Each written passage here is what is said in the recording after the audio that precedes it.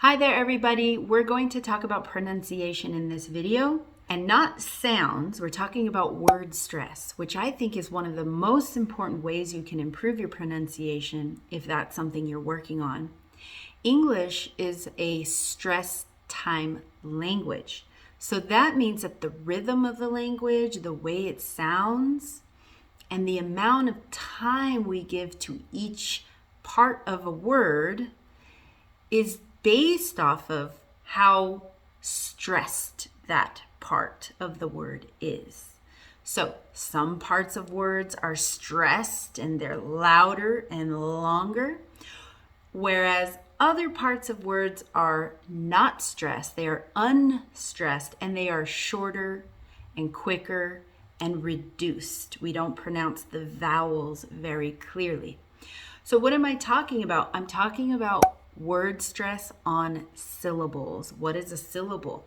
A syllable is like a beat that you have within words, and some words are only one syllable. So I like to tell my students, just put your finger under your chin, and every time your mouth opens or goes down, that's a syllable. So book, one syllable.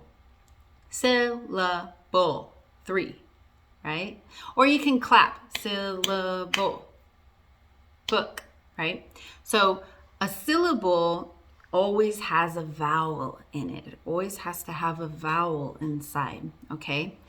And that vowel, depending on whether that syllable in the word is stressed or not, will be pronounced in a different way. Okay, so what I want to talk about is how to not only identify the amount of syllables in a word, but to identify which syllables are stressed and not stressed, and give you some tips on how to identify them and use that on your own when you're speaking. Okay, so the first thing is, let's identify how many syllables are in these words. So I'm going to say banana. Banana. That's 3. Study. Study. 2. Business. 2. Education. Education. That's 4. Jump. Jump. 1. Okay, so we're identifying how many syllables are in a word. Now I'm going to say some more, and I'm not going to tell you how many there are, but you can find the answers in the Google Doc in the link. American, American, Korean, Korean, flowers, umbrella, coffee, drink, understand, mall, president, downtown.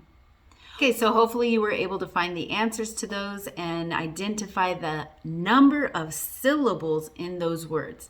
Now, once you have that, you're ready to move on to finding out which syllables are the stressed ones, because that's really important. Okay, so as I said before, every word has syllables, at least one. But the ones that matter in this lesson are the words that have more than one syllable. Okay, so 2, 3, 4, 5, more than one syllable.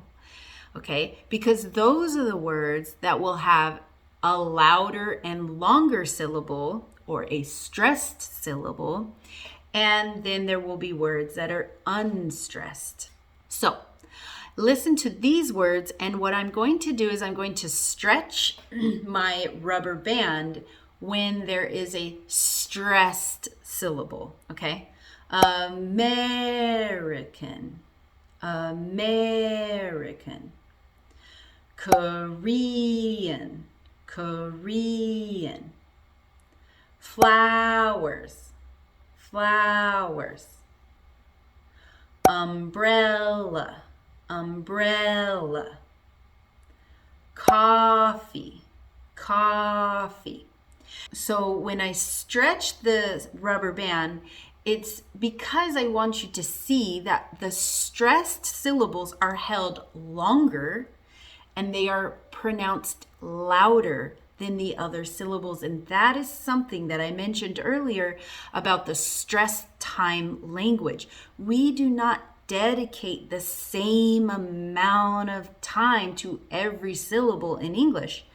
Instead, what creates that sound of English is that some syllables are shorter and quieter, that you can barely hear them, and others are really loud and long. If we didn't do that, we would say American, American. But instead, we say American, okay? And that's what creates our patterns in English, the rhythm, okay? All right, so we've talked about syllables, we've talked about stressed syllables, and later I'll tell you patterns on how to know when there's a syllable that's stressed or not. But now I want to talk about unstressed syllables, because that's actually almost as important as knowing which ones are stressed. Unstressed syllable just means that instead of it being louder and longer, we're actually making it shorter and quieter. And in fact, in a stressed syllable, the vowel sound is usually pronounced really clearly.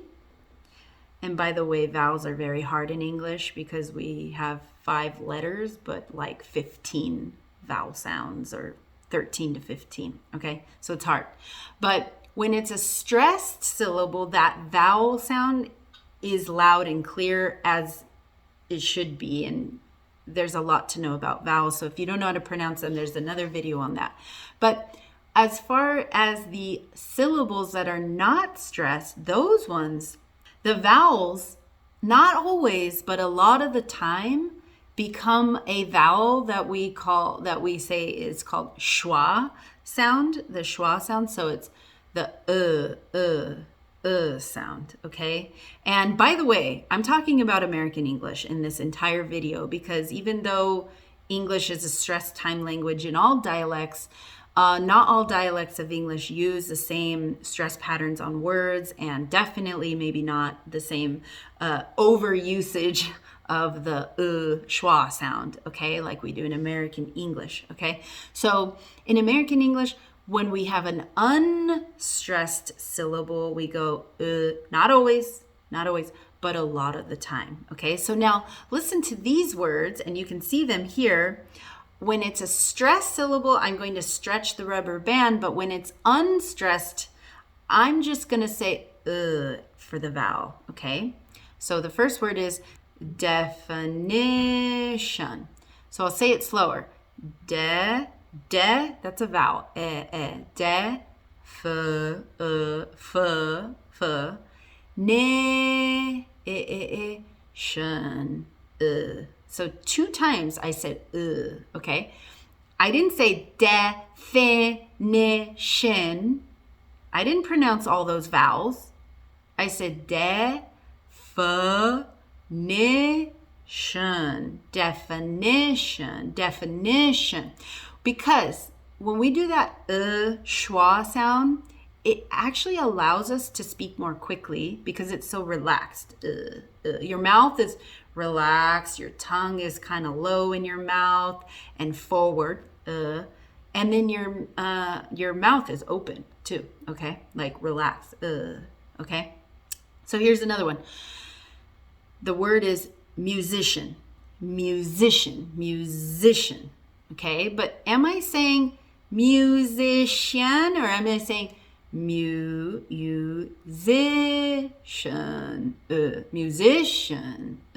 okay? American, I'm saying American, okay? So many schwas, so many unstressed vowels, okay? And syllable, okay? So telephone. So it's not all schwa for those unstressed or semi-stressed syllables, but a lot of the time it is, okay? And if you want to talk quicker, you want to sound more fluent, you want to sound like you got the stress patterns right, what can I say? Make the lazy sound more, the sound, make it more. It'll actually make you sound more fluent. Isn't that weird? Okay, now so we've talked about syllables, we've talked about stressed syllables, we've talked about unstressed syllables. Now let's talk about when to recognize when we need a stress. Okay, so if you just go to Google and you type in a word and then you write pronunciation after it, like I wrote apple and then pronunciation, what's going to come up is some really great tool to show you pronunciation. Make sure you're on the correct English dialect you want to be on. And then look at this. You see the word apple, but below you see it broken up into 2 syllables. And you see one of those syllables is darker, it's bold. That means that that's the stressed syllable, okay? And you can also play it, apple, apple, and kind of see what's happening with the mouth, but I don't know if that's so great yet.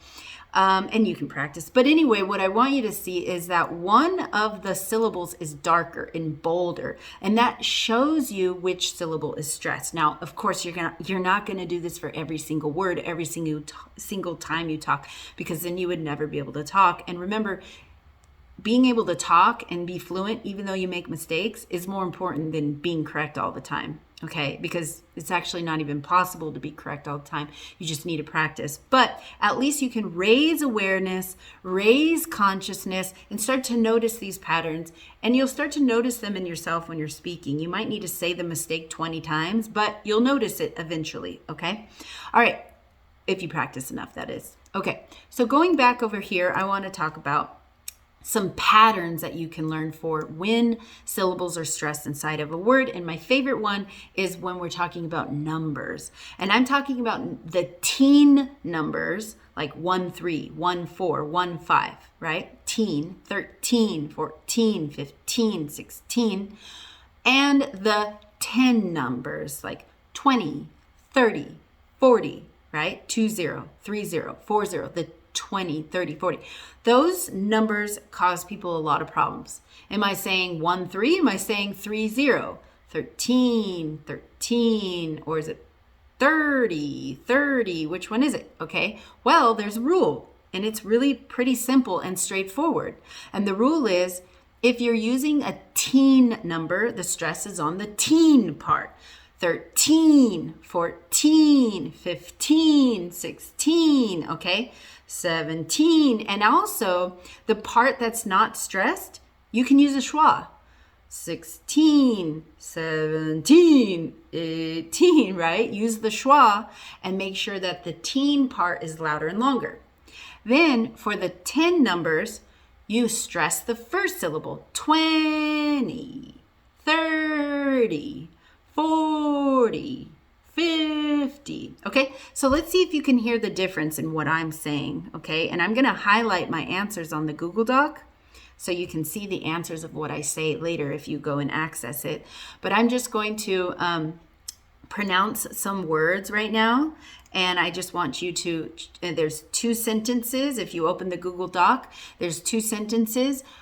Which one did I say? Okay, well, I'm going to give you, just listen now, but I'll give you the answer on the Google Doc. Okay. Take the number 90 train tomorrow. Take the number 90 train tomorrow.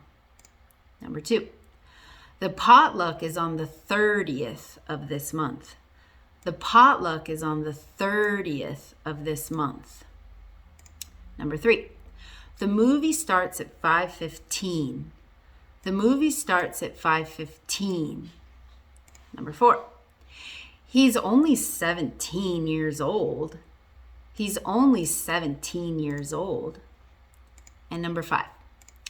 I'd like to make a reservation for 19 people. I'd like to make a reservation for 19 people. Okay, so hopefully you got that. I did say it a little bit slowly. I'll say it faster this time. Take the number 90 train tomorrow. The potluck's on the 30th of this month. The movie starts at 5:15. He's only 17 years old. I'd like to make a reservation for 19 people. So I said a little bit faster, but anyway, the Google Doc has the answer. So that's the first rule, is in numbers, okay? The second rule is when you have a 2-syllable noun, adjective, or verb, there are rules. They're not always 100%, but there are rules. So if you have a 2-syllable noun, that means it has 2 syllables, right? 7, that's 2-syllable word, right? If you have a 2-syllable noun is a person, place, thing, idea, then most of the time, not always, but most of the time the stress is on the first syllable. Okay, so watch. Table, table. Record, record. Doctor, doctor. Feeling, feeling. Present, present. The stress is on the first syllable most of the time for 2-syllable nouns. What about adjectives? Same thing. If you have a 2-syllable adjective like happy, then the stress is usually, not always, but usually on the first syllable. Happy, tired, grumpy, lazy. You see? For verbs that are 2 syllables, now this one's a little different. The stress is on the second syllable, okay? So enjoy, enjoy. Decide, decide. Begin, begin. Record, record. Subtract, subtract. Produce, produce. And that's the rule, okay? Now notice that sometimes in English we do have words where, and by the way, I do have this all on that Google Doc, but you can see it here, the rules. Okay, here's all the nouns with 2 syllables with the stress on the first syllable. Here's the adjectives, and here's the verbs. You notice which one is stressed because I have used capital letters for that part of the word. Okay, so sometimes we'll have verbs and nouns that are the same word, like produce and produce, okay? So following that pattern, if it's a noun, the stress is on the first syllable. Produce, produce. If it's a verb, produce, produce. Or record and record. Record, a record. Or record, record. I need to record a video. I want to buy a record. You hear the difference? Yesterday I bought some produce at the store. This week I need to produce some information. Okay, now here's another pattern or rule you can follow, and that is for when we add suffixes to words. A suffix is a word ending, okay, like something we add to the end of a word. So you can see a common suffix would be ness, N-E-S-S. So I could say sad, but I add ness to it and it becomes sadness. So I went from sad, which is an adjective, and I added ness and I have sadness, and that's a noun, okay? So we can add suffixes to words to change their form from noun to verb to adjective, adverb, all of these different things, okay?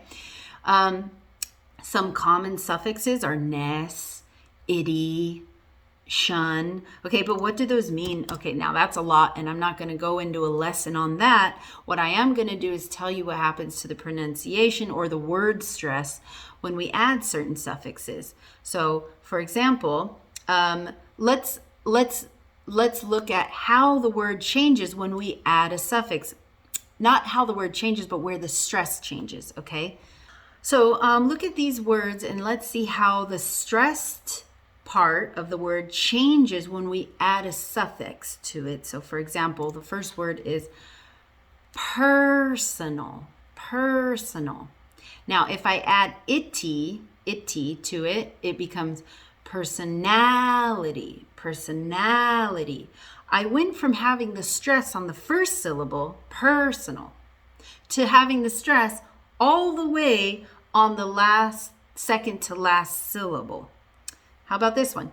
Energy, energy. If I add a suffix to it, listen to where the stress is now. Energetic, energetic. So what happens is the stress moves from the first syllable all the way to the second to last syllable. How about expect? Expect. It's on the second syllable there because it's a verb. And listen when I add a suffix. Expectation. Expectation. The stress moves from the second syllable of the word to the third, which is the second to last in that word. Okay, so that does matter when you add the suffix. And I remember learning this in Spanish and being so confused. And I'll be honest, I actually never really learned that rule. You know why? Because I started speaking Spanish and I learned it through talking to people. Because when you speak enough of the language and you hear the patterns enough, you start to be able to do it automatically. So you don't have to remember this rule, but I want to draw your attention to this, that the stress of a word changes depending on the suffix that you add to it sometimes, okay? So look at this rule. If you want to add shun or itty to the end of a word, I-O-N or I-T-Y, then what's going to happen is the stress pattern, okay? The rule is the stressed syllable will always be the syllable before that suffix. So it'll be the syllable right before shun or itty. Okay, so it's usually the second to last syllable. Okay, so like vacation. Shun is the last syllable, so the one before it is stressed. Vacation, education, perfection, decision. You see that? Whenever we have a word that ends with shun, it's the syllable right before it that's stressed. If you can remember that, it's going to be amazing for you. Okay, now the next one is itty. You want to add itty to a word, then the syllable right before that is the stressed one. Ability, ability, popularity, popularity, personality, personality, electricity, electricity. Okay, that's it. That's the rule. Okay, now what about suffixes that we're adding that are ick or ickle? Okay, which, by the way, when we add I-O-N or I-T-Y, those create nouns. Okay, when we add ick and ickle, we're creating adjectives, but they're not the only kind of suffixes we can use to make adjectives. Okay, that would be great if they were the only ones. Okay, so whenever you add ick or ickle to the end of a word to create an adjective, the stressed syllable will be the syllable right before that suffix. So economical, ickle, ickle, economical. Artistic, artistic, mechanic, organic, energetic, political, critical. So that is for adding those suffixes. And it's the same rule for when you add the suffix IAN to create a noun, usually a person noun. In these words, the syllable that is stressed is the syllable right before that suffix. So in other words, it's the second to last syllable. Librarian, Canadian, comedian, musician, historian, magician. And those are the patterns that I wanted to point out to you in this video for following stress. Stress syllables and unstressed syllables. That is where pronunciation is at. I hope that this has helped you. Bye.